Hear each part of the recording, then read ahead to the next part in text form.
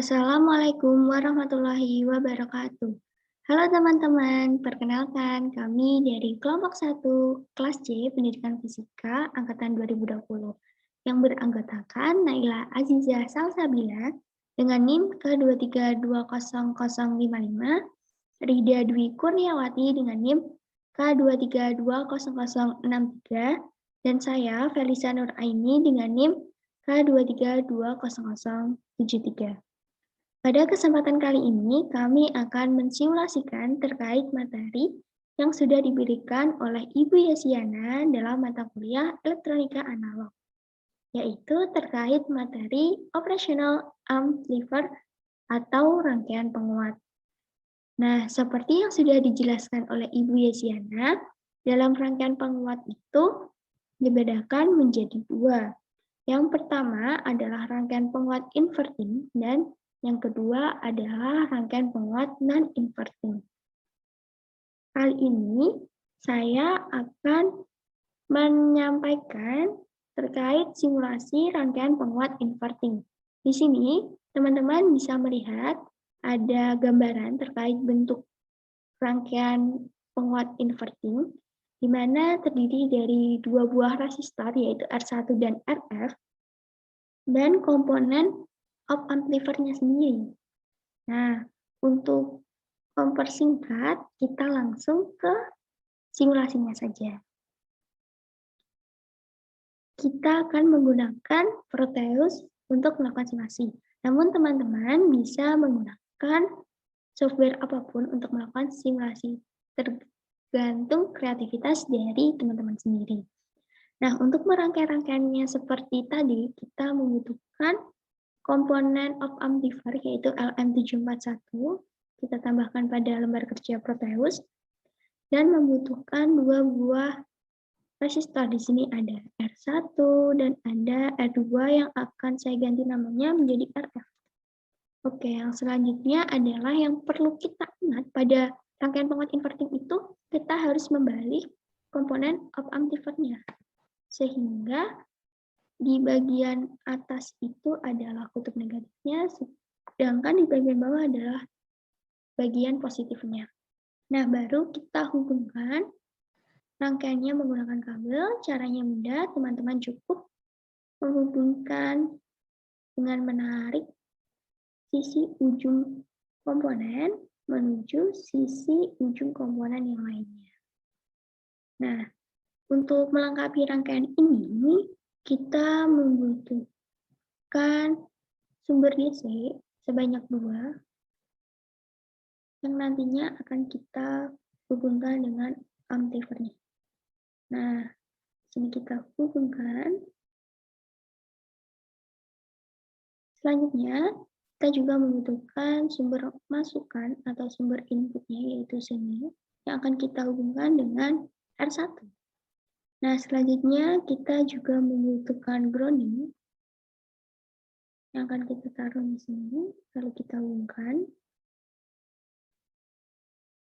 Nah, untuk selanjutnya adalah kita akan menentukan besar nilai dari masing-masing komponen.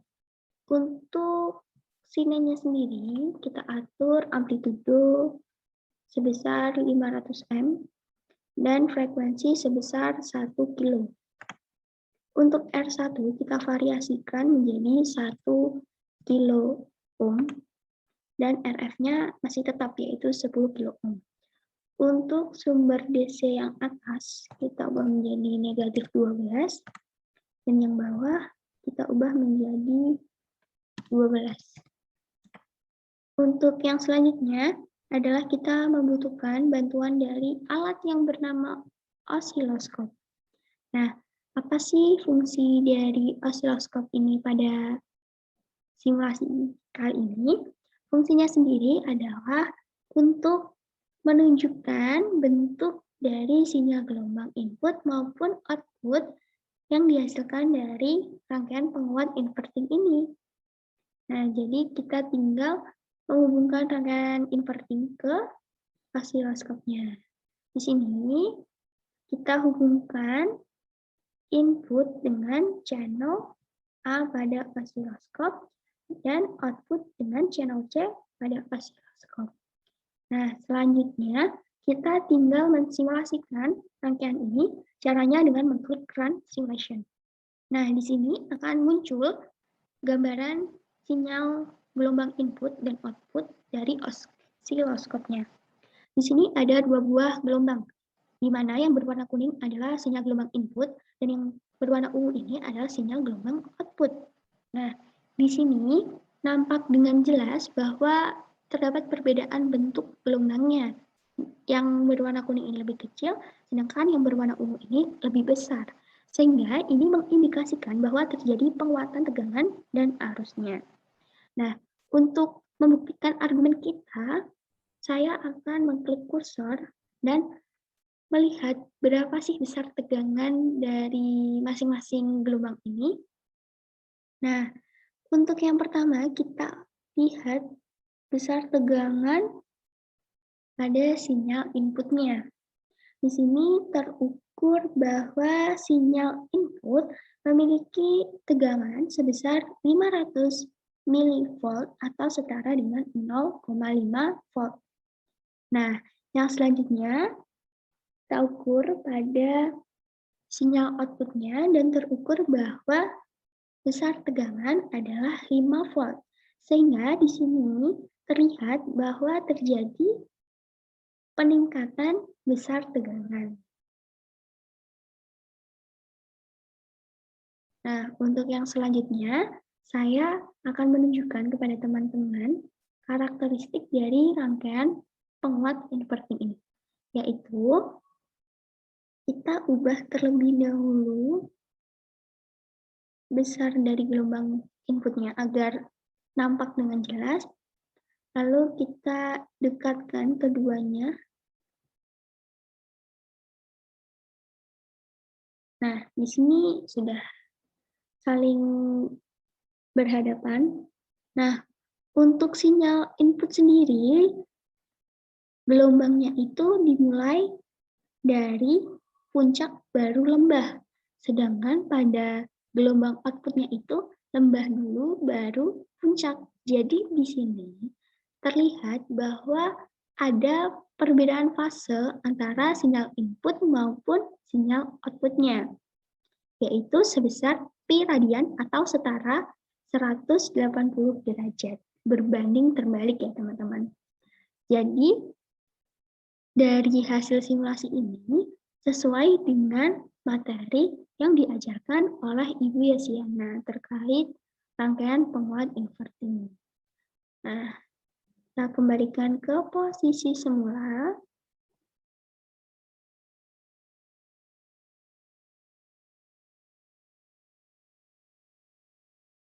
Oke, nah untuk yang selanjutnya saya akan memvariasikan besar hambatan pada rangkaian penguat inverting ini untuk melihat seberapa pengaruh hambatan pada rangkaian penguat inverting. Nah, kita stop simulation terlebih dahulu, lalu kita ubah untuk R1-nya adalah 5 kilo ohm, dan untuk RF-nya adalah 15 kilo ohm. Di sini teman-teman bebas memvariasikan besar hambatannya. Oke, kita langsung run simulation. Nah, di sini terlihat bahwa sinyal gelombang outputnya itu semakin kecil dari percobaan yang pertama tadi. Nah, di sini menunjukkan bahwa hambatan itu sangat berpengaruh terhadap tegangan dan arus pada output. Nah, jadi di sini kita akan melihat besar tegangan pada sinyal outputnya. Oke, di sini terukur bahwa besar tegangan pada percobaan 2 adalah 1,5 volt. Sehingga terjadi penurunan tegangan dari 5 volt dari percobaan pertama tadi ke percobaan 2 menjadi 1,5 volt. Sehingga dapat disimpulkan bahwa resistor itu sangat berpengaruh pada besar kecilnya tegangan dan arus. Nah, untuk meyakinkan lagi argumen kita, kita akan memvariasikan lagi nilai hambatannya. Di sini saya akan memvariasikan menjadi 9 kilo ohm dan di sini 20 kilo ohm. Nah, kita tinggal run simulation dan terlihat bahwa bentuk gelombang outputnya semakin kecil dari percobaan pertama dan kedua. Nah, untuk melihatnya lagi, kita bisa menggunakan kursor agar kita mengetahui besar tegangan pada gelombang percobaan ketiga. Nah, di sini terukur bahwa besar tegangannya menjadi 1 volt, sehingga terlihat dari 1,5 volt menjadi 1 volt, terdapat perbedaan nilai, yaitu semakin menurun. Nah, kita akan melakukan percobaan yang keempat, yaitu dengan mengubah nilainya menjadi 13 kilo ohm, dan untuk RF-nya adalah 25 kilo ohm. Kita run simulation, dan kita dapatkan bentuk gelombang yang sama seperti percobaan yang ketiga. Nah, kita lihat untuk besar tegangannya. Nah, di sini besar tegangannya adalah 1 volt, sama seperti percobaan yang ketiga. Jadi, di sini antara percobaan ketiga dan percobaan keempat tidak ada perubahannya. Nah, untuk percobaan yang kelima atau percobaan yang terakhir, kita ubah lagi nilai hambatannya. Sini saya akan mengubahnya menjadi 21 kilo ohm untuk R1 dan untuk RF-nya sebesar 35 kilo ohm. Nah, kita run simulation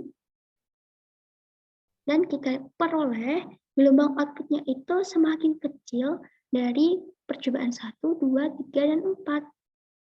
Nah, di sini untuk memastikannya, kita ukur besar tegangan. Nah, di sini terukur untuk percobaan kelima, besar tegangan yang diperoleh adalah 750 mV atau setara dengan 0,75 volt. Sehingga nampak jelas pada percobaan kelima ini terjadi penurunan tegangan. Jadi dari simulasi yang pertama terkait rangkaian penguat inverting ini, kita peroleh 3 kesimpulan, teman-teman.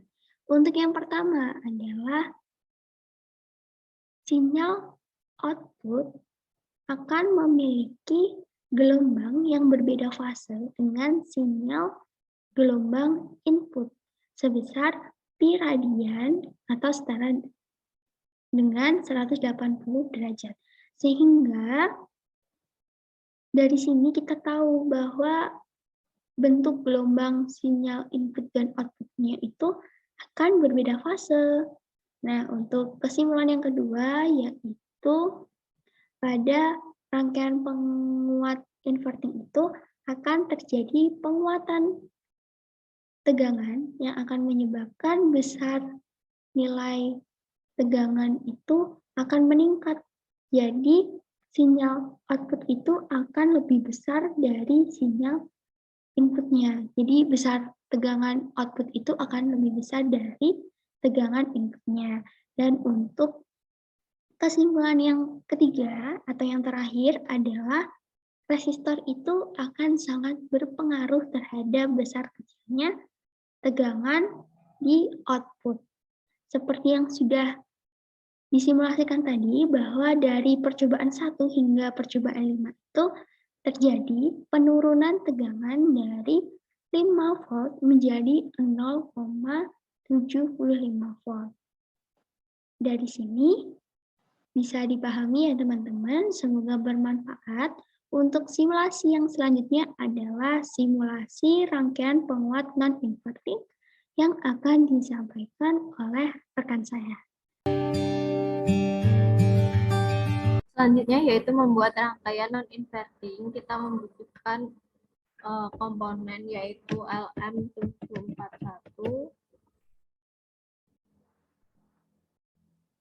Kemudian kita membutuhkan resistor.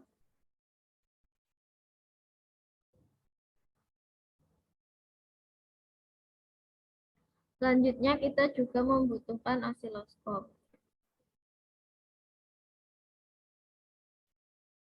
Kita rangkai dulu dari R1 kita hubungkan ke R2. Dari input negatif kita hubungkan ke resistornya. Dan yang ini arahnya ke bawah.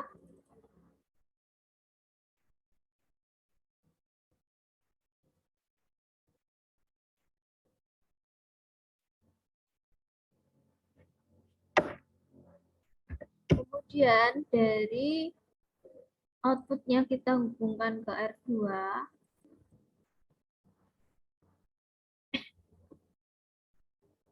Kemudian output dihubungkan ke osiloskop. Dari input positif kita juga hubungkan ke osiloskop. Selanjutnya kita butuh ground dan generator DC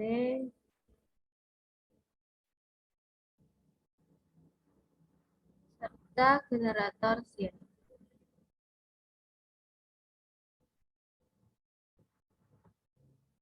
Nah, pada generator DC karena di sini positif, maka di sini kita bisa mengubah nilainya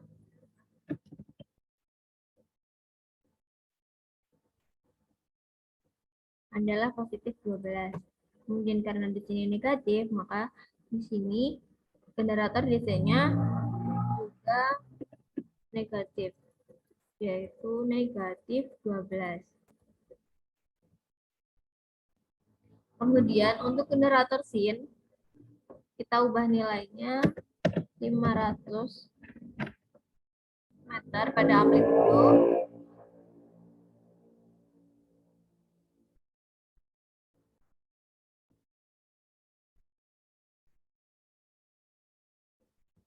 Kita ubah jadi 500 meter pada amplitudo dan 1 kilo pada frekuensinya. Kemudian untuk R1 kita bisa mengubahnya nilainya menjadi misalkan adalah 1 kilo ohm dan pada R2 kita gunakan 10 kilo ohm. Nah, seperti ini adalah untuk rangkaian non-inverting. Kemudian kita besaran simulation akan muncul gelombang seperti ini. Nah, karena pada channel C dan D tidak digunakan, kita bisa off-kan saja. Maka di sini dapat dilihat bahwa terdapat penguatan.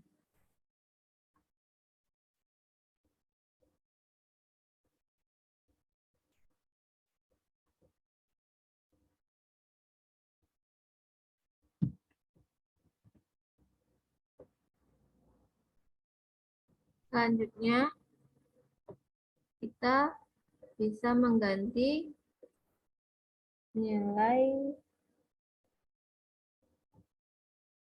R1-nya tetap 1 kilo ohm dan pada R2 kita ubah nilainya menjadi 20 kilo ohm.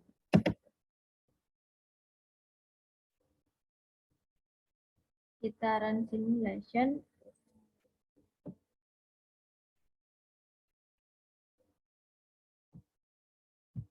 Gelombang yang didapat seperti ini.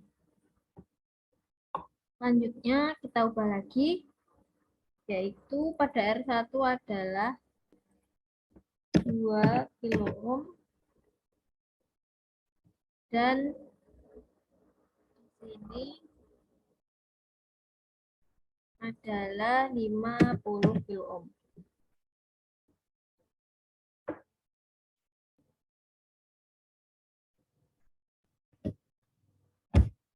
Gelombang yang didapat seperti ini. Kita ubah lagi. Misalkan di sini adalah 4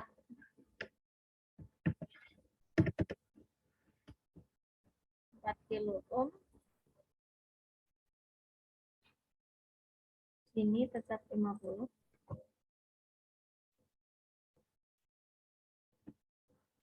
maka nilainya akan berbeda. Jadi, selanjutnya pada R1 kita ubah menjadi 5 kilo ohm dan di sini